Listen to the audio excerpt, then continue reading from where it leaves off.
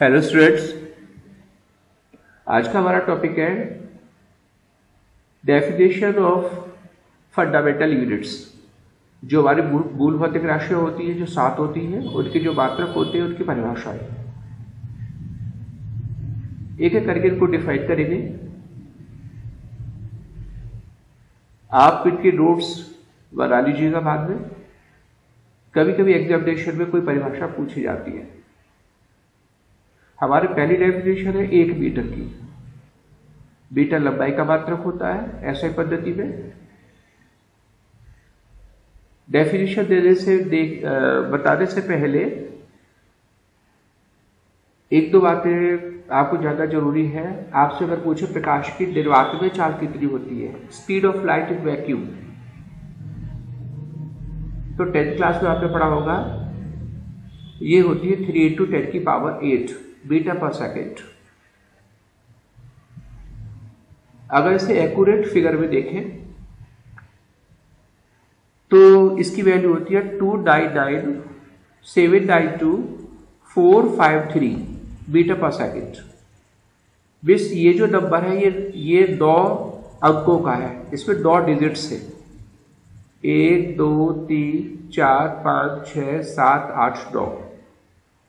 अगर इसको हम 10 की पावर्स में लिखें और 2 के बाद अगर डेसिमल लगाएं तो 2 के बाद 8 अंक और रह जाते हैं, तो उसको लिख सकते हैं हम 2.99792,458 × 10⁸ मीटर पर सेकेंड, जिसे हम लगभग बराबर 3 × 10⁸ मीटर पर सेकेंड कहते हैं। लेकिन जब मीटर की डेफिनेशन लेके चलेंगे तो इसकी जो एक्यूरेट वैल्यू है उससे हम डिफाइन करेंगे। कैसे डिफाइन कर सकते हैं? आपको पता है दूरी किसके बराबर होती है? दूरी बराबर चाल गुणा समय।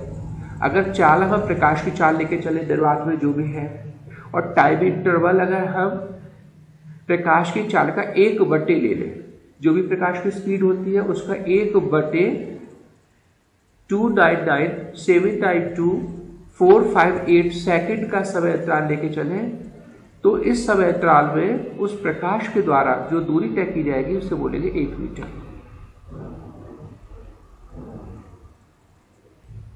इस फार्मूले के हिसाब से दूरी बराबर चाल की तो वैल्यू हम ये रखे प्रकाश की चाल की, और समय अंतराल ये लेके चले, तो दोनों वैल्यूज कट जाएगी, तो दूरी 1 मीटर ही तो आएगी।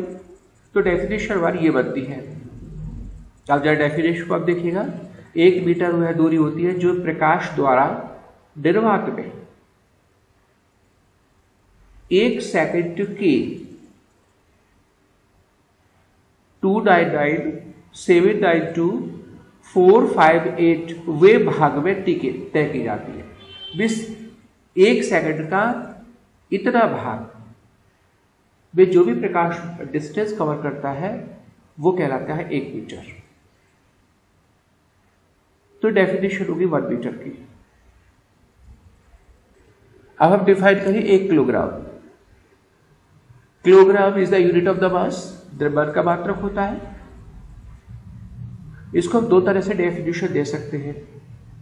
एक परिभाषा तो देंगे हम, जो हमारा इंटरनेशनल कार्यालय है मेजरमेंट का, दाबतौल का जो कार्यालय जो पेरिस में है,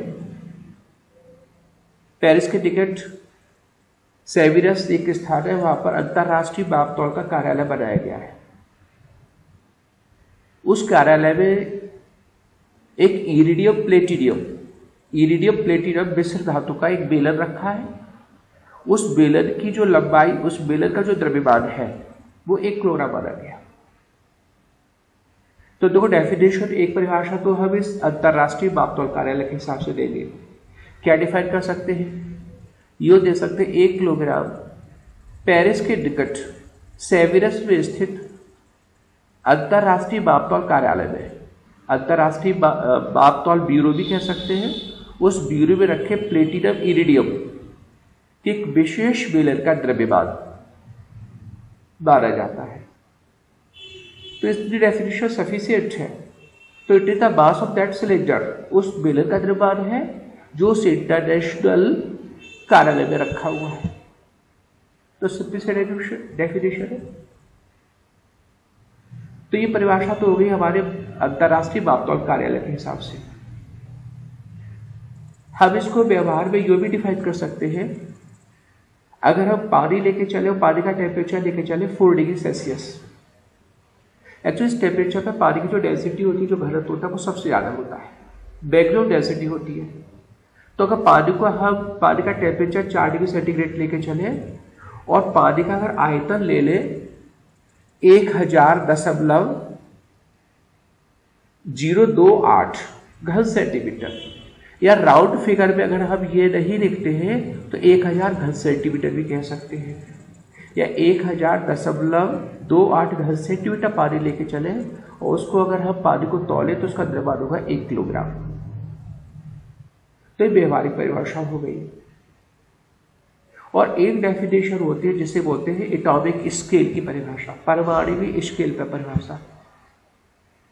परमाणु स्केल परिभाषा वो होती है जो परमाणुओं के आधार पर दी जाती है, और बेसिस ऑफ एटम्स। परमाणु स्केल पे हम 1 किलोग्राम को कैसे परिभाषित कर सकते हैं? तो देखो आप कार्बन लेके चलो, कार्बन 12 का मतलब हो गया इसका जो एटॉमिक वेट है, डबल संख्या है, वो 12 है।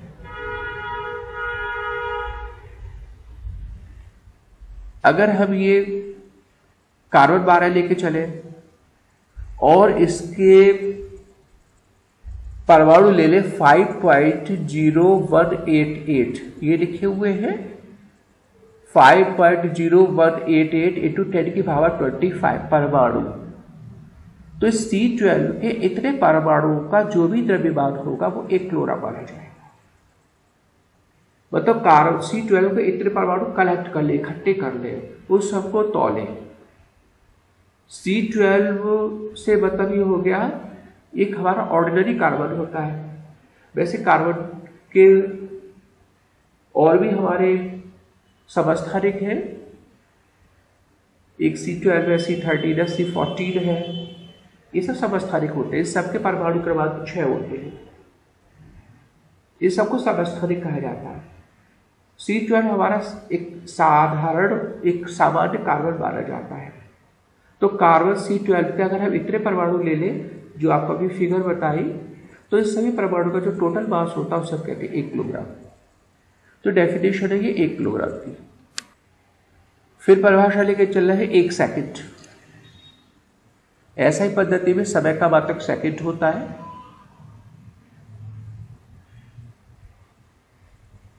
एक सेकंड को हम कैसे डिफाइन कर सकते हैं?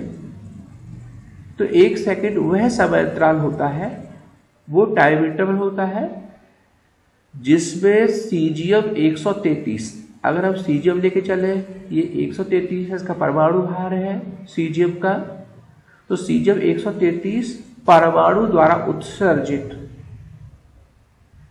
एक विशेष तरंगदैर्घ्य वाले विकिरण, मतलब सीजियम 133 परमाणु से जो हमारे विकिरण बाहर निकल के आएंगे, उसके जो रेडिएशंस बाहर निकल के आएंगे, वो विकिरण अगर जितने समय में इतने कंपन करें, कंपनों की संख्या दे रखी है यहां पर 9 कॉमा करके लिखा हुआ 192, कॉमा करके लिखा हुआ है 631 और कॉमा करके लिखा हुआ 770 कंपन करें। विथ दैट टाइम इंटरवल, वो समय अंतराल जिस समय अंतराल में सीजियम 133 के परमाणु द्वारा उत्सर्जित विकिरण इतने कंपन करते हैं, उस टाइम इंटरवल को कहते हैं 1 सेकंड। तो देखो ये जो डेफिनेशन है ये विकिरणों से दी गई है।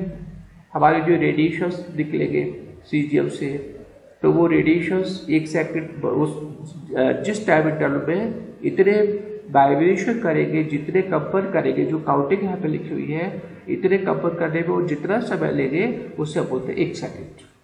तो 1 सेकंड की परिभाषा है। फिर हम डिफाइन करेंगे 1 एम्पियर को। एम्पियर विद्युत धारा का मात्रक होता है। इसको डिफाइन करने से पहले एक कॉन्सेप्ट हम थोड़ा सा समझ लें।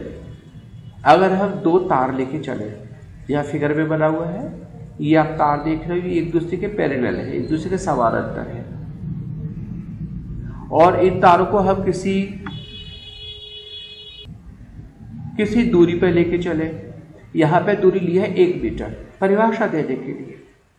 मतलब दो समानांतर तार ले ले जो परस्पर 1 मीटर की दूरी पर हो, और जब इनमें करंट फ्लो की जाती है, जैसे इसमें धारा प्रवाहित करे, इसमें धारा प्रवाहित करे, तो धारा प्रवाहित होने से ये एक दूसरे पर वैद्युत बल लगाते हैं। आपने हाई स्कूल में पढ़ा होगा, जब किसी चालक में आप धारा प्रवाहित करते हो तो धारा से एक मैग्नेटिक फील्ड बनता है, और उस मैग्नेटिक फील्ड में अगर हम कोई दूसरा धारावाही चालक ले आए, एक ऐसा चालक ले आए जिसमें धारा बह रही हो, तो वो एक बल का अनुभव करता है। तो देखो सिंपल तरीके से देखिए, अगर हम यहां पर दो धारावाही चालक लेके चले, समानांतर लेके चले, 1 मीटर की दूरी पर लेके चले, और हम उनमें अगर बराबर मान की धारा प्रवाहित करें, इक्वल वैल्यू की करंट फ्लो करें, तो इक्वल वैल्यू की वो करंट, वो धारा, समान मान की वो धारा जो उनकी प्रति मीटर लंबाई पर, 1 मीटर लंबाई में 2 × 10⁻⁷ न्यूटन का बल उत्पन्न करे, 1 एम्पीयर कहलाती है। और कैसे डिफाइन करेंगे? हम डिफाइन करेंगे 1 मीटर की दूरी पर स्थित दो समानांतर तारों में बहने वाली वह धारा जो उनकी प्रति मीटर लंबाई पर, उनकी 1 मीटर लंबाई में 2 × 10⁻⁷ न्यूटन का बल उत्पन्न कर देती है, 1 एम्पीयर कहलाती है। ये इसकी डेफिनेशन। अब डेफिनेशन देते हैं केल्विन की। 1 केल्विन परमताप का मात्रक है। 1 केल्विन जल का जो ट्रिपल पॉइंट होता है, जो त्रिक बिंदु होता है, त्रिक बिंदु का मतलब होता है जहां पर जल की तीनों अवस्थाएं, लिक्विड स्टेट, सॉलिड स्टेट और वेपर स्टेट, मतलब जल पानी के रूप में, बर्फ के रूप में और बाष्प के रूप में, तीनों स्टेट हमें दिखाई दे, उससे बोलते हैं ट्रिपल पॉइंट। 0 डिग्री सेल्सियस माना जाता है। केल्विन में अगर हम 0 में 273 जोड़ दें, वैसे सही वैल्यू होती है 273.15 या 16। अगर इतना जोड़ दें तो जल का जो ट्रिपल पॉइंट होगा, जो त्रिक बिंदु होगा, वो होगा 273.16 केल्विन। तो जल का जो ट्रिपल पॉइंट होता है, इस ट्रिपल पॉइंट का 1/273.16वां भाग 1 केल्विन माना जाएगा। तो 1 केल्विन को कैसे डिफाइन किया गया? जल के त्रिक बिंदु के ऊष्मागतिक ताप का, ऊष्मागतिक का मतलब है जो ऐसे पद्धति का जो ताप होगा, जो केल्विन ताप होगा, केल्विन ताप का 1/273.16वां भाग 1 केल्विन होता है। नेक्स्ट डेफिनेशन है 1 कैंडेला। ये ज्योति तीव्रता का मात्रक है। 1 कैंडेला को हम डिफाइन कर सकते हैं प्रकाश स्रोत की सहायता से। हम एक प्रकाश स्रोत लेके चले, ऐसा प्रकाश स्रोत लेके चले जो 540 × 10⁻12 540 × 10⁻12 हर्ट्ज आवृत्ति की लाइट इमिट करता हो, इतनी हर्ट्ज आवृत्ति की विकिरण उत्सर्जित करता हो, फ्रीक्वेंसी लाइट की इतनी हो, और उसके सेंटर पे जो एंगल बने, जो प्रकाश होता है उसके केंद्र में जो एंगल हो, वो अपने उस एंगल के एक स्टेरेडियन में से, स्टेरेडियन एक्चुअली में केंद्र में बने कोण का मात्रक होता है, घर कोण का मात्रक होता है, नीचे आपको बताएंगे। तो केंद्र पे जो एंगल बनेगा, उस एंगल को हम एक स्टेरेडियन लेके चले, और उस एक स्टेरेडियन कोण में से अगर 1/683 वाट पावर का प्रकाश स्रोत उत्सर्जित करे। तो देखो कौन कौन सी कंडीशन है। एक तो हमारा जो प्रकाश स्रोत हो वो 540 × 10⁻12 हर्ट्ज फ्रीक्वेंसी का हो, इतनी आवृत्ति का हो। दूसरा अपने सेंटर, उसका जो सेंटर है उस सेंटर में अगर हम एकांक बल का घनकोण लेके चले, यूनिट वैल्यू का अगर आप एंगल लेके चले, तो उस एंगल में से अगर 1/683 वाट का प्रकाश बाहर निकाल रहा हो, तो इस सभी कंडीशंस को अगर लेके चले तो ऐसे प्रकाश की जो ज्योति तीव्रता होती है वो कहलाती है 1 कैंडेला। तो डेफिनेशन को आप चाहे तो थोड़ा सा ध्यान रख लो, वैसे ज़्यादा रटने की आवश्यकता है नहीं, लेकिन वो कंडीशंस ध्यान रखो कैसे कैसा होना चाहिए। क्या एक बार फिर रिपीट करें। अगर हम एक ऐसा प्रकाश स्रोत लेके चले जिसकी फ्रिक्वेंसी हो 540 × 10⁻12 हर्ट्ज, उसके सेंटर का एंगल अगर हम 1 स्टेरेडियन लेके चले, तो उस स्टेरेडियन में से अगर जो प्रकाश बाहर आ रहा हो वो कितनी पावर का हो, उसकी अगर पावर हो 1/683 वाट, तो इस तरह का जो प्रकाश स्रोत होता है वो 1 कैंडेला ज्योति तीव्रता का माना जाता है। तो इसकी डेफिनेशन ये है। अगली परिभाषा हमारी 1 मोल की होगी। केमिस्ट्री में वैसे 1 मोल आता है। मोल जो होता है 1 मोल उसके मॉलिक्यूलर मास को, हर एक पदार्थ जो होता है उसके अणुभार को रिप्रेजेंट करता है। या परमाणु के रूप में लेके चलेगा तो 1 मोल परमाणु भार के बराबर होता है। अणुओं के रूप में लेके चलेगा तो अणु भार के बराबर होता है 1 मोल। परिभाषा कुछ ऐसी दे रखी है कि 1 मोल किसी पदार्थ की वह मात्रा होती है जिस मात्रा में उस पदार्थ में उपस्थित अवयवों की संख्या, अवयव से मतलब है परमाणु की संख्या, या अवयवों की संख्या से मतलब है अणुओं की संख्या। उस पदार्थ में उपस्थित अवयवों की संख्या कार्बन 12 लेके चले C12, इस C12 की अगर हम मात्रा ले लें 0.012 किलोग्राम, 0.012 किलोग्राम, तो इस मात्रा में कार्बन के जितने भी परमाणु होंगे उन परमाणु की संख्या के बराबर हो। एक बार बात को फिर ध्यान रखिएगा, मतलब किसी पदार्थ में हम इतने अवयव लेके चले, इतने अवयवों की संख्या लेके चले कि वो अवयव किसके बराबर हो, किस काउंटिंग के बराबर हो। उनकी जो काउंटिंग हो वो कार्बन 12 के 0.012 किलोग्राम में उपस्थित परमाणु की संख्या के बराबर हो। तो उन सभी अवयवों की जो मात्रा होगी वो 1 मोल कहलाएगी। टोटल मास उस सभी अवयवों की कुल मात्रा 1 मोल कहलाएगी। तो 1 मोल की डेफिनेशन ये है। तो देखो ये जो डेफिनेशन थी ये तो थी हमारे मूल मात्रकों की परिभाषा है। 7 हो गए मूल मात्रक। सबसे पहले तो हमने किसको डिफाइन किया, सबसे पहले हमने डिफाइन किया 1 मीटर को, फिर डिफाइन किया हमने 1 किलोग्राम को, फिर 1 सेकेंड्स को, 1 एम्पियर को, 1 केल्विन को, 1 कैंडेला को और 1 मोल को। 7 टर्म्स तो ये हो गए। अब हमारे 2 डेफिनेशंस और है, वो बहुत इंपॉर्टेंट है। जो हमारी पूरक भौतिक राशियां होती है उनके जो मात्रक होते हैं उन्हें बोलते हैं पूरक मात्रक, सप्लीमेंट्री यूनिट्स। 2 यूनिट होती है, 2 मात्रक होते हैं पूरक मात्रक। एक होता है रेडियन, दूसरा होता है स्टेरेडियन। तो पहले तो हमें ये जानने की आवश्यकता है रेडियन क्या होता है, स्टेरेडियन क्या होता है।